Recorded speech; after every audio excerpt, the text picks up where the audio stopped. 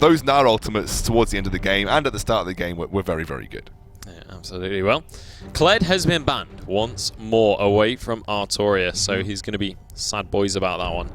Nidalee as well, going to be taken away, so nobody wanting to deal with the Nidalee in this one. Cassiopeia, though, that is going to be a big deal in this series. Because Plex was jungling, have people received this information that Plex would be taking the jungle role this time round, and they ban Nidalee because Plex is such an accomplished Nidalee player? Maybe.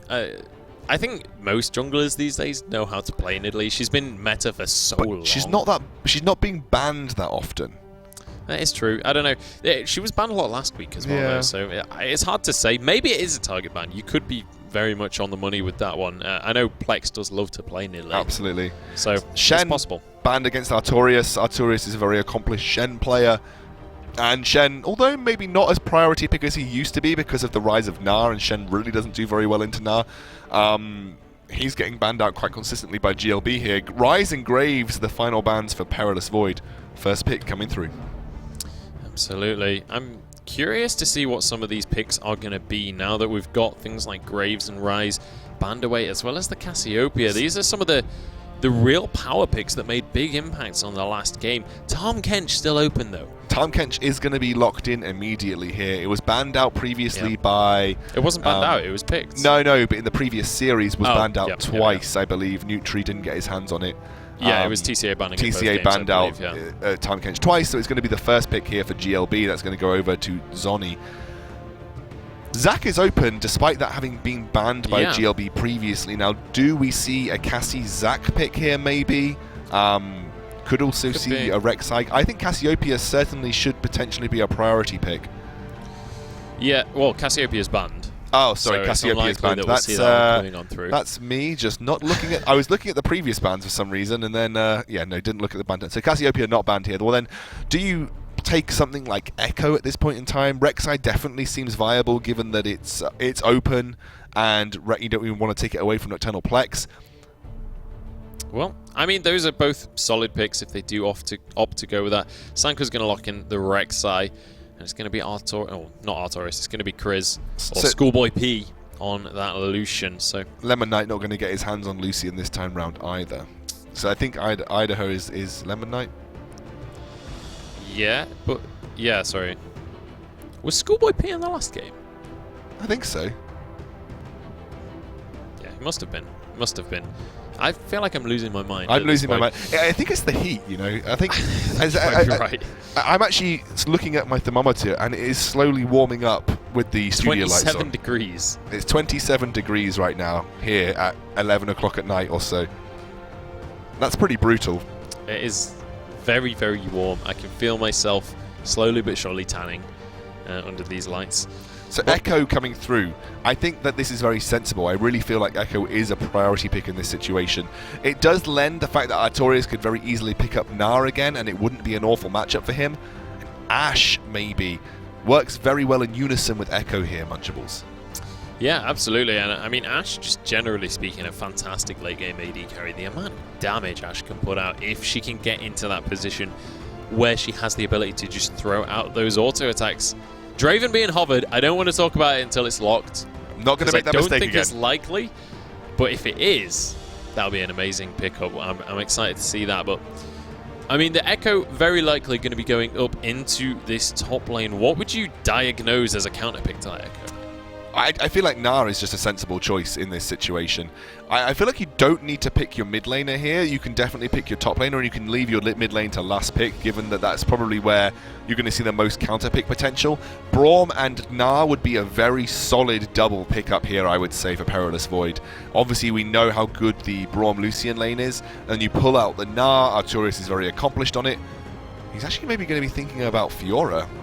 Okay. It's going to be locked in. So going for that against the Echo. I mean, we saw that in the first matchup of the day, and it was kind of 1-1 between Echo and Fiora. Fiora really gets the winning brunt of that matchup, especially early on. But with obviously, like you see, when Echo can get ahead, he can really punish Fiora, especially if you build sensibly like Rifty did. You know, you go for a Barmy Cinder early on. You don't prioritize too much damage because really those 3 strikes in your passive form the majority of your damage early on.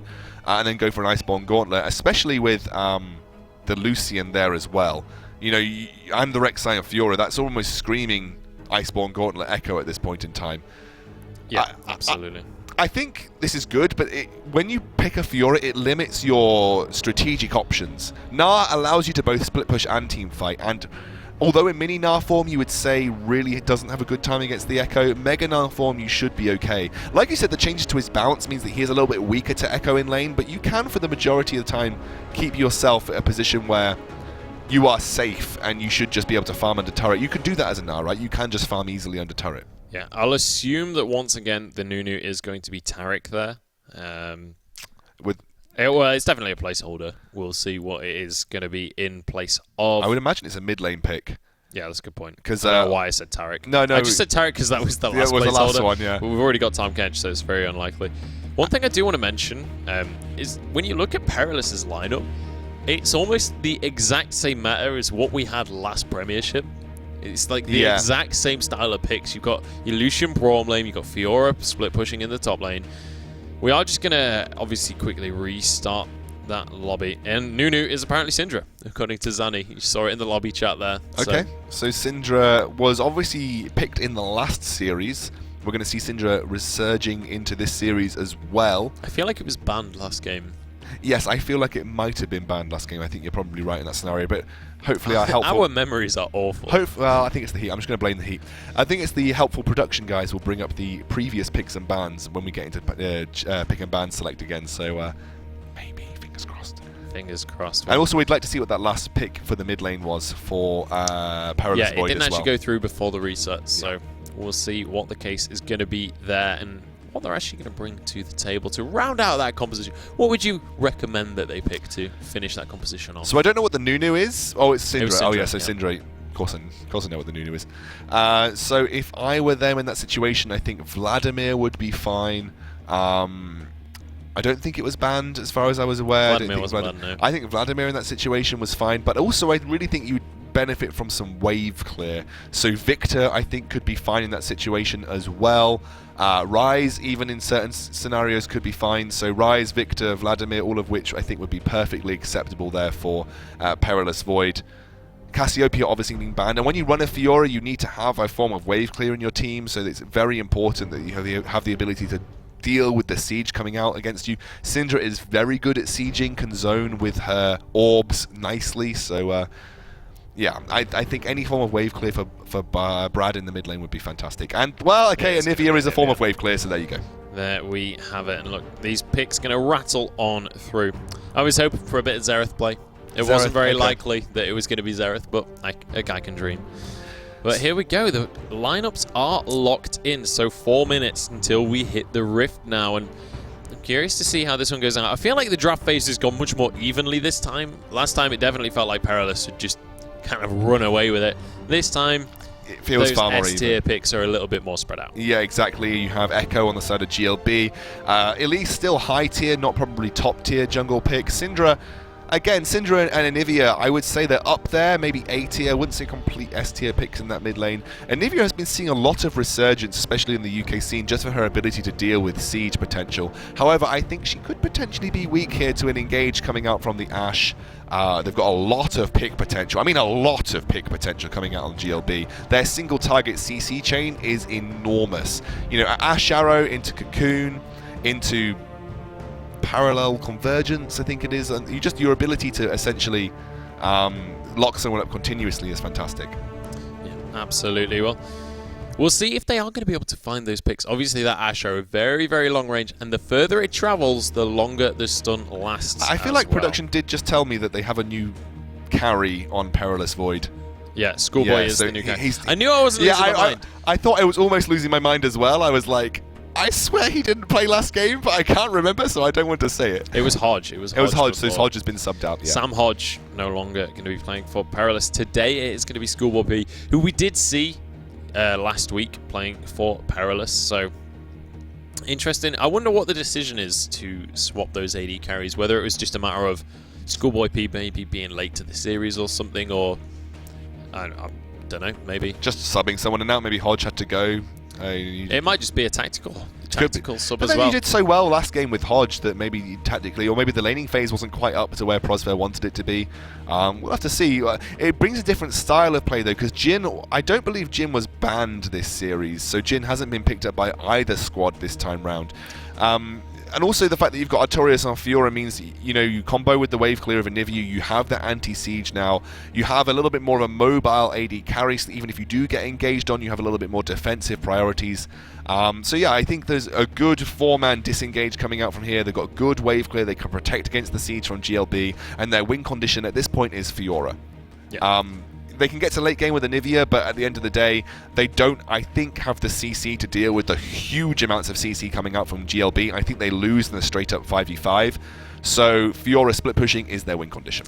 Yeah, I mean, it's going to be down to that situation that TCA fell into earlier. They managed to get their Fiora massively ahead, but then they just weren't able to finish it out. They weren't able to find the situations where Fiora could comfortably split push and abuse that lead that she'd built up. Absolutely, and I think against Echo, we'll have to see whether Zanny tries to put a lot of pressure in that top lane, or Rek'Sai does the same. So I think the top lane pressure is going to be crucial for Perilous. They want to get Fiora rolling, they want to get Fiora ahead. If Fiora gets lagged behind, I feel like they're going to have a real issue in terms of their win conditions. Also want to point out, we're now seeing Nocturnal Plex actually go mid lane. Syndra was banned last series. Maybe this is a point where if you ban Syndra, Nocturnal Plex is like, well, that's my mid lane champion pool out the window. So, to be fair, I think that's more likely than... to be honest, I think that's very likely, in fact. Maybe 1 or 2 picks. I'm trying to think back to what he played last week. I think he was on Vlad last week, I want to say. But I think it was a Vlad Syndra matchup again, so he could have been on Syndra. Right. So this is the point. So maybe GLB think, you know, Nocturnal Plex is this absolute pocket pick god Syndra, and when it gets banned, he goes back to the jungle, and they put Zanny, who's on a little bit more versatile, onto multiple picks there. Yeah, absolutely. Well, I thought we were about to go into the rift there, but it did in fact transition. He was trying to save I was going to save your mouse. My Logitech mouse sliding off of the desk there. But yeah, so we have our lineups locked in, and it's going to be, to be honest, a different matchup to what we've seen in the Premiership so far. We've got kind of a pick composition almost versus that split push composition, and you know, in a lot of cases, a pick composition can work quite well against split push because you make a pick, you capitalize on it. You're going to find that they're splitting up, and that's exactly. That plays into that pick style. The only issue is they don't really have many options to split the Anivia off from the team, not many zoning tools. So really they're going to be relying on picking the Anivia off with an Ash Arrow, a Syndra Stun, an Elise Cocoon, you know, all the various forms of CC that they have. So that, you know, traditionally you want to split Anivia up, isolate her. This time they're going to have to do it through the use of their CC instead of using a Jhin ultimate that we saw Last Remedy using against TCA in the first game. Yep. So this time round they're going to be looking for picks, and obviously it all relies on vision control when you're running a pick composition. So you get a pick, you capitalize on it, especially if you pick the only anti-siege member, which is the Anivia. That could be very, very good for GLB. Yeah, it certainly could. Well, we'll have to wait and see if they're going to be able to make that situation come to fruition, as we should be jumping onto the Rift shortly for you guys. I believe the spectator delay is over and we're just on the load screen, so should be able to head into this second game of this best of 3 shortly. And I've got to say, I not to be biased or anything, but I really want GLB to win this one, just so we get the full 3-game series. Oh, just so we actually get to see the 3 games. Be a true testament to how close these teams are in terms of skill levels if we go all the way to the 3rd game. Remember, guys, the loser of this is knocked out of Group A of the ESL Premiership. It could be a 2-week stint in the top flight of UK League of Legends before they are knocked back out and have to come all the way through to next season as well. So it's a very, very tough, cutthroat business here in Group A, and GLB right now are playing for their tournament lives. Yeah, it is absolutely all or nothing for these two teams right now. GLB are just a single game away from being knocked out of the tournament. Perilous, though, they're in the driving seat right now. 1-0 in this series, and they're going to be looking to push that even further in this game. But I've got to say, last game, the Anivia, or not last game, sorry, earlier on today, the Anivia pick really wasn't that successful. So fingers crossed for Brad. He's going to be able to be a little bit more effective on the Frozen Bird. I mean, looking across the board, not expecting to see anything too crazy at level 1. We never really do these days. No, it's far too risky, especially with, You know, you're going up against champions like Braum, who are very, very fantastic at level 1, as well as Tom Kench. You know, the risk you run is too high, and especially since you have to commit yourself to get vision so far as well. You can almost lose entire lanes at this point in time if you end up getting taken out at level 1.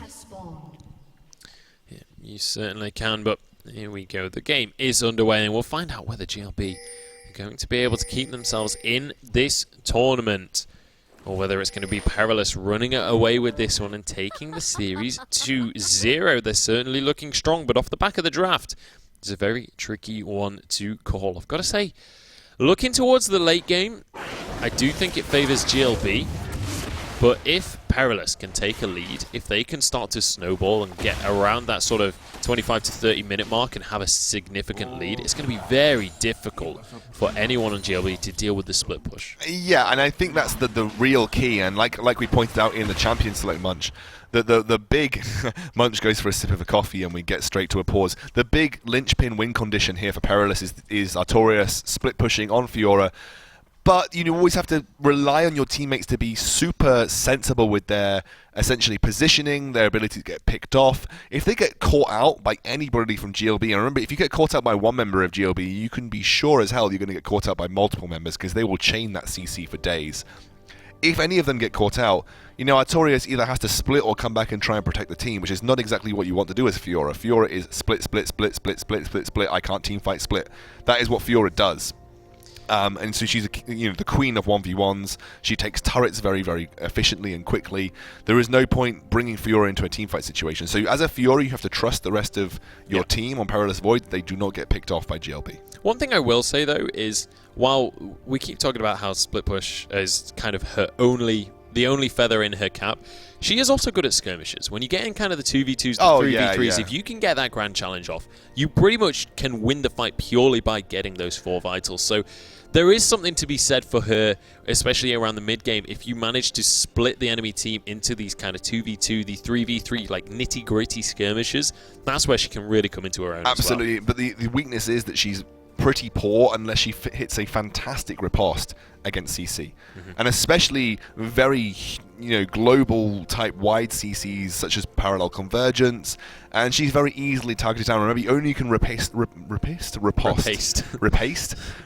one of those particular abilities or anything within that particular time frame. And obviously it was nerfed a few months ago to make it harder to do so. I think it's down to 0.75 seconds invulnerability rather than 0.1. Sorry, 0.1 rather than 1 second. 0.1 rather than 1 second total invulnerability. So, as long as you're chaining your CC as GLB, then you're always going to be on the up, the front foot against Fiora when she decides to use that riposte. That's why she's always been classically not great in a teamfight situation, because if you can lock her down, she's very easy to take out. She can't proc the vitals. She needs that mobility to make her a useful carry. So therefore, she's always classically been put into a 1v1 matchup where, in most cases, she should be able to proc vitals at her leisure. Absolutely. Well, we are into game, and Plex already putting his mark on the mid lane right now as Brad take it down to just half of his HP. Nice bit of pressure coming out from Plex on that Syndra. But up in the top lane, a decent trade for Aniki as well, but it's going to go kind of even in that one so far. But generally, we're straight on into the laning phase. Nothing too crazy going to be happening right at the start here. Pressure put down by GLB in this bot lane. Already Prosfair and Schoolboy beaten to level 2 and losing the trades as it stands. Remember, the win condition for Perilous here is to survive, clear waves, and allow Artorias to do his thing. Should Artorias get behind, it puts themselves in a tricky situation. Maybe they can win teamfights with the control that Anivia provides, but against the huge amount of CC that GLB have, you can't help but feel that will be difficult, Munchables. Yeah, certainly would be. We'll see if that situation will come to pass or whether it's going to be a different style of game altogether. Sanka's already looking to start things off in this matchup. Waits for the minion wave to go on past. He's just waiting for an Umboro here, waiting for a good opportunity. But I don't know. There's a lot of minions to be dealing with. The ward did spot him out here. Aniki is just going to use his own stun on that minion wave, and it means that Artorias actually gets a really nice riposte. Is going to be able to CC him up. Artorias so low tanking the minions. He's going to be able to survive. Only just a flash Prey Seeker comes out from Sankuz. What a first blood. And now, down in the bottom lane, Schoolboy B and Prosper both incredibly low. But that's the disadvantage of Ashe. It's very difficult to keep up with those fights and actually consistently get that damage if you get body blocked. Yeah, absolutely. If you aren't able to land your basic attacks, then you're not going to be slowing anyone down. But Ashe does facilitate Tahm Kench. She does allow him to land those basic attacks more readily and more frequently, allowing him to have offensive devours in lane, which can sometimes be an issue for Tahm Kench as a support. So really like this from Ashe. You know, obviously they have a very aggressive lane in that sense. That was a super, I guess, hopeful play coming out from Aniki to try and get a 2 versus 1. And that's the riposte I was talking about. I talked about it in the matchup between Rifty and, for some reason the name's completely escaping me, Rifty and Zopper. Yopper. Yopper, nearly there. I talked about it in the matchup between Rifty and Zopper. Yopper, I just said Zopper again. Where Yopper, if he was able to do that, you have the better of the engagers versus Echo. And actually, Artorias demonstrated exactly how to use your riposte in that situation. It actually stuns Echo if you can land the skill shot portion back onto him. Yep, absolutely. And it is going to mean that Artorias, he's managed to get himself an assist and a little bit of a lead in this lane.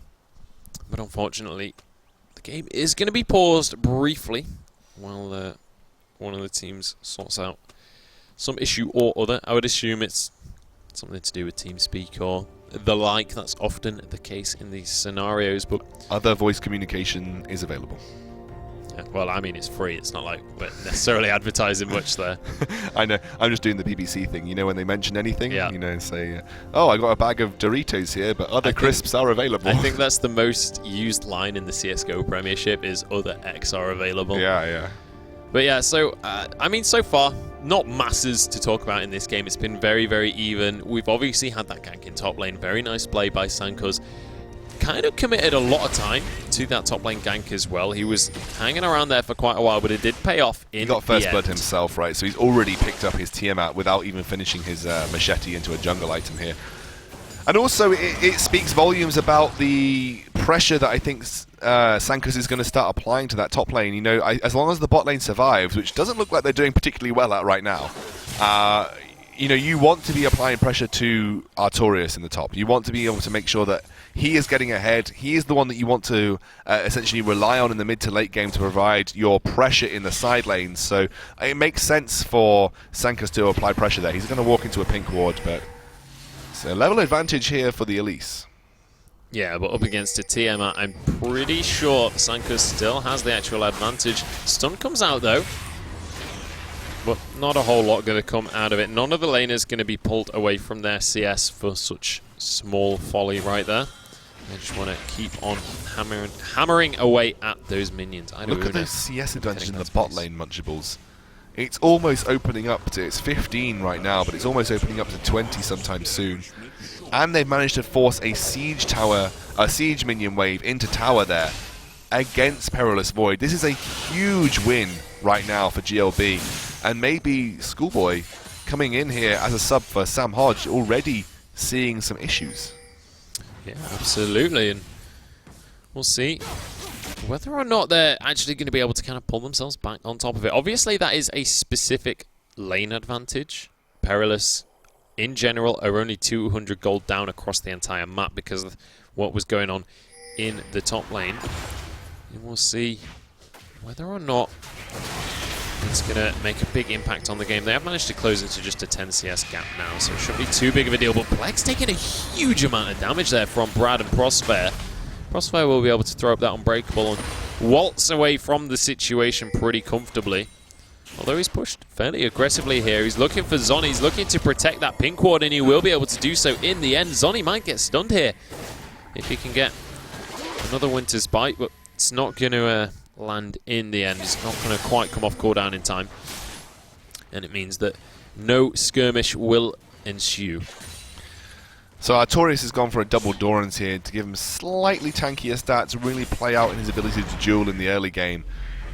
It looks like they're going to try and pick off Sankuz when his red respawns right now. He's going to get locked up. And here it is. Look at the damage coming on out. Plex with the flash ultimate. What a way to find your first kill of the game. Just set up a bait inside of that red brush and then just waltz on out, get the stun, and get the annihilation. Yeah, Plex is going to be really happy with that gold as well. Absolutely, but it's all due to poor vision control out of anywhere right now, I would say, for GL. Actually, I was going to say GLB. Actually, Perilous Void have got pretty good vision control. I was literally just saying, but they've got a good pink ward and covering everything in the blue side jungle, but their red side jungle control was suboptimal. They've just got a lot of tunnels around there. So as soon as Plex disappeared from mid lane, Brad just pushed the lane up, expecting him, I guess, to have gone for the blue buff, which was respawning at a similar time, and they didn't realize they were going to be going for the invade. Absolutely. Well, across, we just had a look at the gold, and in both the bottom lane and the mid lane, there's a 200, 300 gold lead for each of those players. In fact, it's looking more like 400 now. So the carries of GLB really starting to spread that wealth, and the team in general 1,000 gold ahead of their opponents right now. Perilous starting to fall behind, which is a different story to what we saw last game. I mean, it was pretty much even the entire time last game. However, when someone was ahead, it was Perilous. They never actually truly fell behind GLB. Yeah, they are starting to struggle here, and I gotta say the laning phase for Zoni and Lemonite has been fantastic thus far. Just really applying pressure. Got that small range advantage with the Ashe. They're really putting a lot of pressure onto Prosver, who's trying to block the majority of the projectiles coming through. And it's a massive CS advantage starting to open up here. You're looking towards almost 20 CS on the dot right now that GLB are ahead. And actually a small GLB advantage opening up in the mid lane as well with that kill, and a minor CS advantage beginning to eke its way forward for Nocturnal Plex. You've got to think here for Perilous, Artorias has to be that boy that they're looking after. And I imagine Sankus will start to apply some pressure top lane again. But it's going to be harder now that Chrono Shift is available for Aniki. Yeah, absolutely, but the thing is, when you're in these kinds of situations, the Chrono Break won't make too much of a difference if he's been hanging around CSing for a little while. Yeah, no, absolutely. It'll actually just take him further closer towards the enemy tower, which is not actually a great scenario for him. Sankus laying in wait here.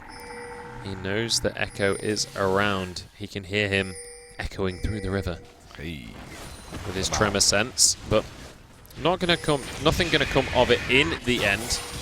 And actually, we've got a bit of a 1v1 right now. Aniki taking a huge amount of damage. Artorias sees an opportunity and immediately punishes his opposing laner. And actually, we're going to see Aniki going towards what looks to be it's going to be a Triforce Sheen build, which is something I don't particularly agree with. I feel like, just given who you're facing up against here, Iceborne Gauntlet would be far superior. You know, even if you land it onto the Anivia, you're going to be slowing her down. It's better in a 1v1 matchup against the Fiora, I would say. In most situations, the armor is fantastic, as long as you're not getting your vitals procced consistently. So, going towards the Triforce build is something that strikes me as maybe slightly odd. Other than that, though, you know, he's had an okay laning phase despite the fact he got a lot of pressure put into him early. He's only 10 CS behind. That's not awful. The story for me is just how well this GLB bot lane is doing. That's the big story. And actually going to be forcing Perilous back again. Going to get a lot of pressure onto this turret. And you are begging for a dive here as Perilous. Well, you are begging to get dived. And that looks like what Zani and Nocturnal Plex are thinking about. Yeah, but there is going to be some support from Brad and from Sankus heading on down. But here we go, Zoni looking for exactly that. He is going to go in. Schoolboy P with a nice flash, but he's going to get repelled on. No, he's out of repel range, but Zoni is happy to pick up the kill regardless. Ido Una flashing forwards. He almost finishes Prospect, but he's so close. Does get the last auto attack at the last second. But it is still going to be 2 for 1. At least he managed to find something out of it, but definitely not a good situation for Perilous. Still 1,000 gold lead for GLB. Yeah, again, that was the dive that they were looking for right there. I actually think Schoolboy didn't start to run continuously because he assumed he was in repel range and just thought he was going to die regardless. But it didn't happen that way, and he actually just ended up trying to kite backwards versus Zoni, but ended up going down. Obviously, right in the bot lane, though, the key thing for me there was that Prosver kind of timed his ultimate but didn't quite land it on the Ashe where he needed to. If he had landed that onto the Ashe, that would have been an easy cleanup. They wouldn't have lost their life, but now he's given Ashe a bit of gold, and again, it's making it harder and harder. Artorias, though. Yeah, 1v1 until the jungler arrives. Zani comes onto the scene, and Artorias immediately just leaps on out of there. Does not want to be a part of any kind of situation like that. Apparent arachnophobia coming on through. I've got to say, I've been super impressed with Artorias' mechanical ability. It's something that I've always been impressed with Artorias for. And at this point in time, he's doing a great job of just mechanically outplaying his opponents in most scenarios. We'll have to see if that translates through to his 1v1 potential as the game progresses, because that's really what I think Perilous Void need him to do. He needs to step up at this point in time. Oh, here we go. Zanny has been caught, and we are going to see the 1v1 in the top lane as well. Artorias shouldn't be able to get this, but he actually flashes forward. Chrono Break comes on through, but Brad has been caught out. He's in that Ignivia form and will be finished off by Plex. In the meantime, though, Aniki, despite that Chrono Break, will get sliced on down by the Grand Duelist herself. And that is going to be a 1-for-1 mid laner for top laner. Artorias, though, is starting to build on this lead, and that's not a good situation for GLB. No, but it's basically a remedy for what's happening across the rest of the map, Munchables, because right now, everywhere else for GLB is going exactly the way I think they wanted it to. Like I said, Artorias is that saving grace right now. But with the pressure that's being relented upon this mid lane and bot lane, you can't help but think he has to get a move on in terms of taking turrets. Otherwise, he's just going to lose to the pressure across the other lanes that GLB are managing to put out. And speaking of that pressure, the first tower goes down finally. GLB are going to take that extra gold, but here comes Artorias. They're going to try and punish for this. Zonny goes down. Idauna will actually get a kill. Bad news for Perilous. They should not have allowed that one to go through. I think they were trying to donate the kill to Schoolboy P. Absolutely. Artorias easily could have finished that one, but a little bit of a misplay from them. They are going to be able to at least get this bottom lane tower, but just these kinds of situations, they should be much cleaner than they're turning out. No, I completely agree. Artorias wanted to donate the kill to Schoolboy, but Ranger's focus was available for Ash, and just a singular basic attack finished off the final scraps of health for Schoolboy there. Artorias may end up losing his top lane turret, but actually a good rotation by Schoolboy means he's going to be up there to clean it up. And now you might see Artorias stay on this bottom side of the map following, maybe taking the Drake, and then they should be able to be in a good position to continue a split push down there. Here we go. The Drake is going to be taken on through. It is going to be an Ocean Drake as well, so nice bit of regen coming through for Perilous on the grounds that they don't get this stolen away. I don't see any scenario that that's going to get stolen at this rate, though. And that's going to be traded for the top lane tower in favor of GLB. And we've not really spoken about the gold lead too much, but despite the fact that we are even in kills, it is going to be a 3,000 gold lead for GLB.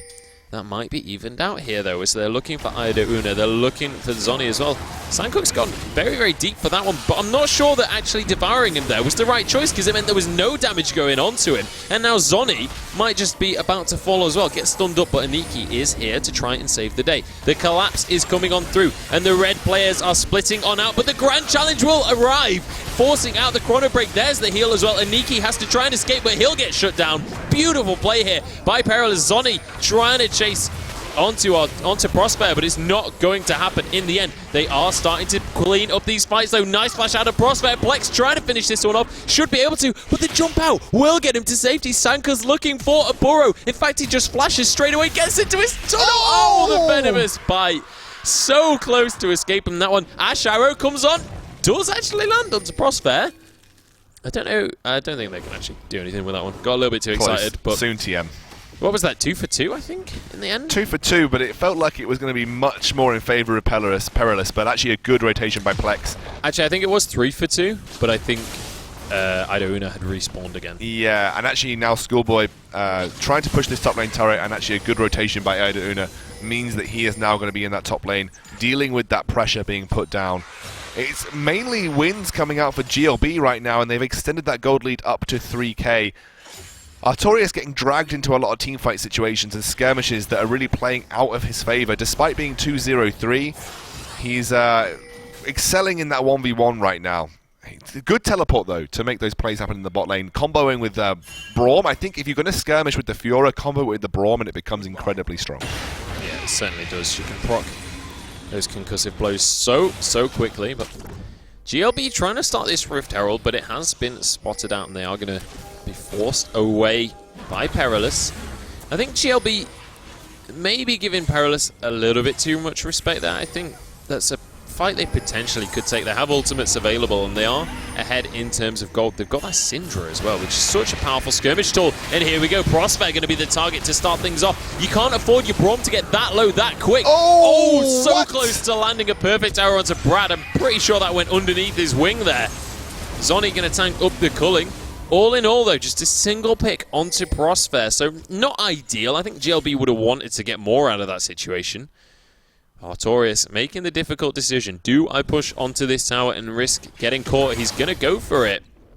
I don't know if this is wise, though. I think he's going to get punished. Maybe he's going to use teleport just to get to safety.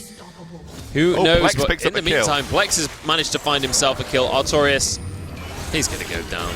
Did actually overextend for that tower. And do you know what? In the end, didn't even get the tower.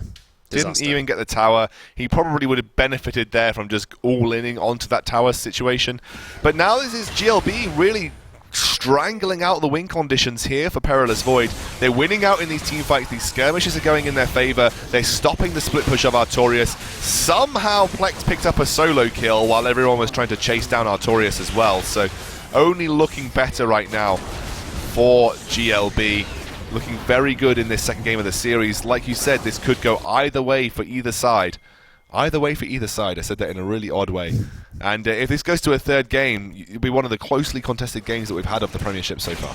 Yeah, but one thing we haven't really touched on so far, Nocturnal Plex right now. 5-0-0, not to mention his 50 CS lead in the mid lane as well.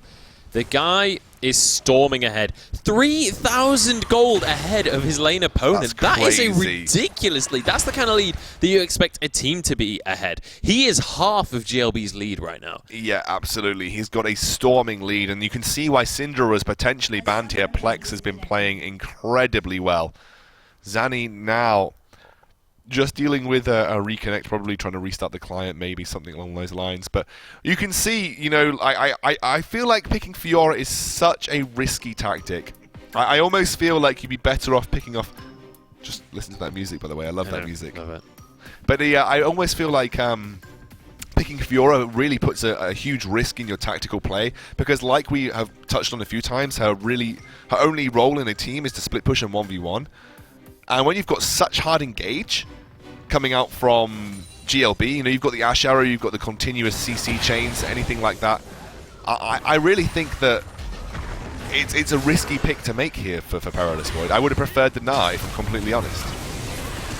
Yeah, absolutely. Well, they didn't go for the Gnar in the end.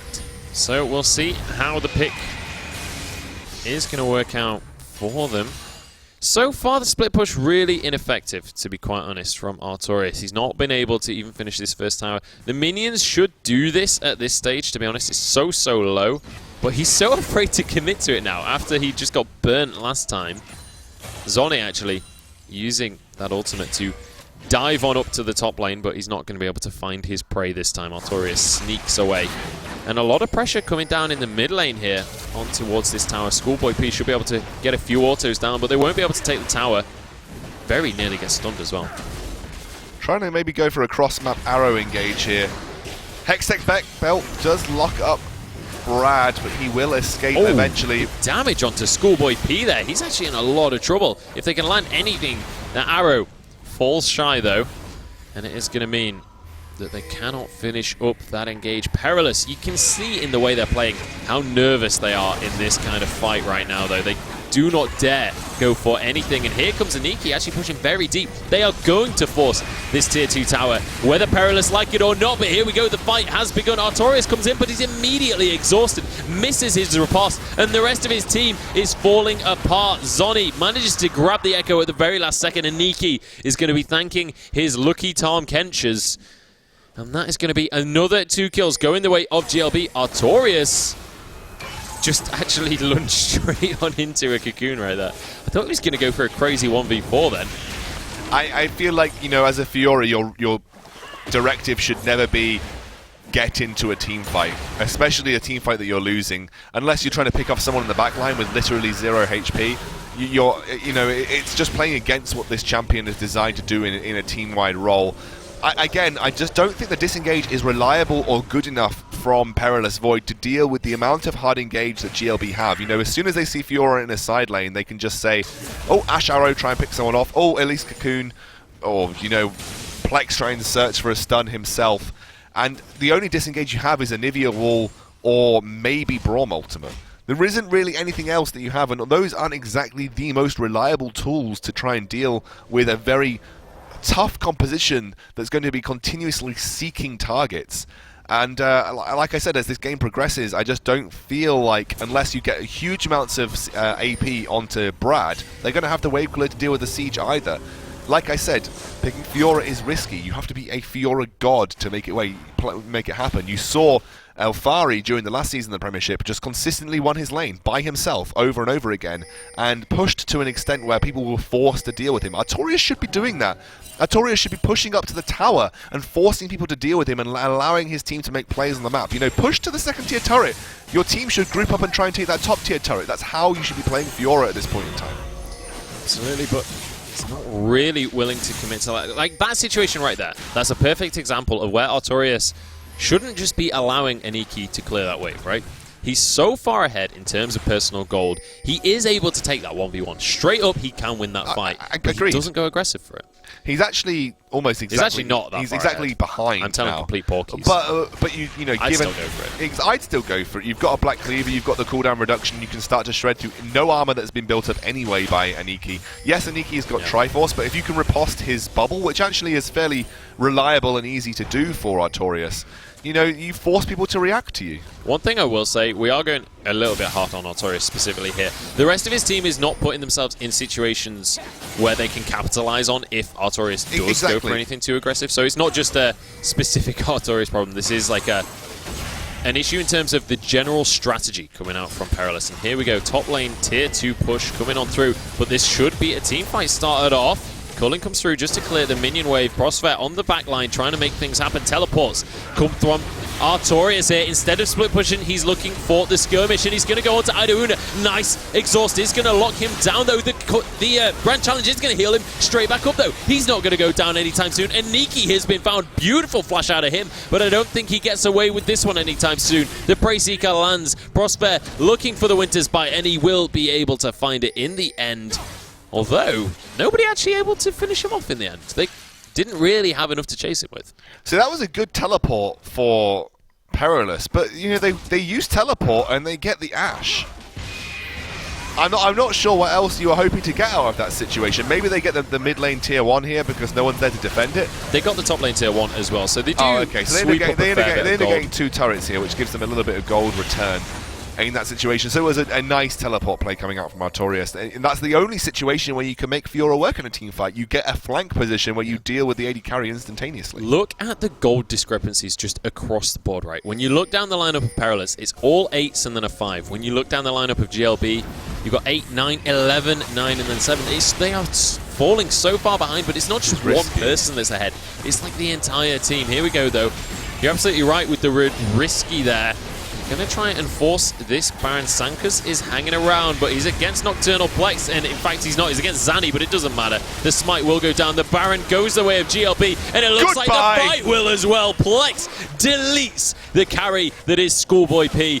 Artorias has arrived just a little bit too late to the fight, and I don't think he's going to be able to survive it either. There goes Aniki trying to land the slow. Doesn't actually manage it in the end, but Artorias, he's got nowhere to run at this stage. I think they need to not commit to Artorias, though. They need to start pushing. Go for those inhibitors. Artorias' best case scenario is that he goes to bot lane and pushes it and tries to get a turret for himself. He's not going to be able to defend. They do have Anivia up, but Anivia does not have the AP behind her right now to deal with these huge waves of Baron enhanced minions, and you can see that her wave clear is next to non-existent.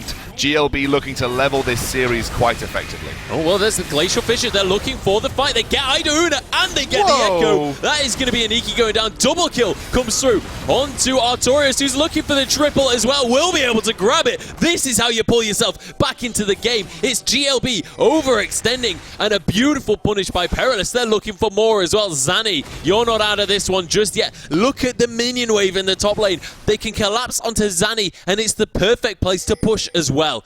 They should be able to finish off the Spider right now. The repel comes on through. In fact, they didn't actually collapse very quickly. They stopped off for blue buff, which I think is a little bit... I don't know. They probably should have looked for the kill there, to be quite honest. But either way, they are going to be able to get the top lane tier 2. At the end of the day, what does Zanny do against what you're trying to achieve in the next few minutes? It's not exactly like an Elise can wave clear crazy, I suppose. No, but the way I'm thinking about it, right, is it's an extra 3 go... Yeah, exactly. Yeah, you can get that right before you recall. But either way, they are going to be able to get 4 kills for themselves and a tier 2 tower. They pull themselves a little bit closer once more, but they cannot close this 5,000 gold gap that GLB managed to accrue.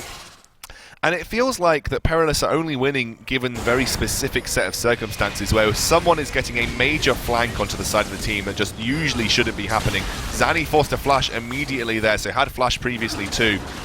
Will get devoured by Tahm Kench, and they will be fighting for this Mountain Drake. Another Mountain Drake will do wonders for the siege potential of GLB, really punish Arcturus' ability to split push, who, by the way, hasn't really been split pushing this game.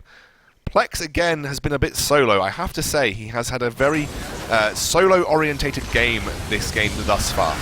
Plex has had a very solo-orientated career. League of Legends history, to be quite honest. But here we go. Zanny and Aniki jump very deep, a little bit too deep, because the rest of the team could not follow up. Ido with a nice flash is going to keep him alive. Had he not had that available, he was almost certainly dead.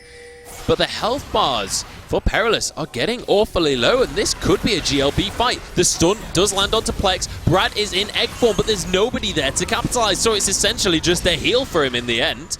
4 players still up for GLB. They're going to be looking for the re-engage. If they can find any stragglers, they'll be happy to grab them. But a Nexus Tower has just gone down. The super minions are pushing. All GLB have to do is just distract, stop the recalls. Schoolboy P finally getting back to his base so he can try and deal with these super minions that are hammering on the door. They're trying to make it on in. They're trying to end the game for GLB right now.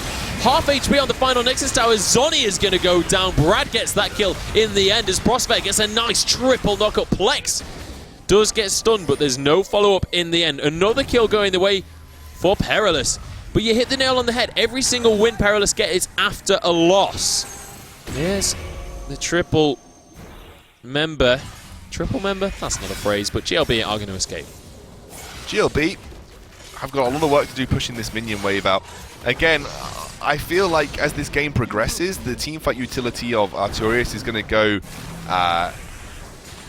I guess up in the scenario that if he gets to the backline, he can basically burst someone out. But again, you know, going up against this full 5v5, if they go into a 5v5 scenario that is dictated by GLB, I just don't think Fiora has the ability to position where she wants to. And also Tahm Kench exists, yeah, exactly, with exhaust available. Exactly. You know, there's loads of scenarios where if you get into a situation for Perilous where they are going into a 5v5 that is full on, they aren't getting a flank, then I just feel like GLB have the upper hand in every scenario. But now that Taurus has got a little bit more gold in his back pocket, can we expect Aniki to even contest him in a 1v1 matchup? And this might be somewhere now that Perilous Void can look to exploit, but I just feel like Arcturus is so careful with his play, and that might be the undoing for Perilous Void here. Certainly could be. But here we go. GLB, 5,000 gold still. Exactly 5,000 gold. That's been the case almost all game now. They've managed to build that lead up, and everything Perilous do, it feels like kind of too little too late, almost. They are going to be able to wave clear in the mid lane, though. I'm wondering why they wasted all that time pushing up that mid lane wave. Because I don't think Inhibitor is up that soon. They could have been spending that time pushing that top lane, and that's the furthest away from Fiora as well, so you're going to force Fiora to either react or make a play in that bot lane. And you can see Arcturus, instead of pushing waves, is trying to make a catch 1v1. I feel like at this point in time, if I were him, I would be going for an aggressive play onto Echo every time he steps into my boundary, and then just looking to push the turret ASAP. Absolutely. Well, here he is. He's finally actually starting to make aggressive moves now, looking to try and get underneath the tower, but that Time Winder is a very effective wave clear tool, especially later on in the game. Once you've got a bit of CDR to work with, you can clear those minion waves very, very quickly. This constant siege in the mid lane finally has a purpose because the inhibitor has respawned. Yep, there we go. And they're going to try and force this one I think this might turn into a fight, though. I don't think that Perilous are going to allow this one to go for free. We're beyond 30 minutes again now, so that 5,000 gold lead means less and less with every second that passes. And Anivia is getting to a point where she's actually incredibly strong. You know, the more and more AP she gets to back her, the better and better her wave clear is. But Zonny has done a good job here. That feel when split push Tom Kench comes to play. That's it. I mean, you can't knock it. He's managed to just get himself a tier 2 tower. So, you know, if you're ever wondering how to carry on support, take a note out of his book. But Schoolboy P has just been annihilated. That's going to be a simple kill coming out from Nocturnal Plex. And I mean, there's no answer whatsoever right here from Perilous. They can finally start to split push. He's tanking the tower, though, and they're losing the rest of their team members. They've only got half a Nexus tower left to fall back to. They need to be very, very careful here.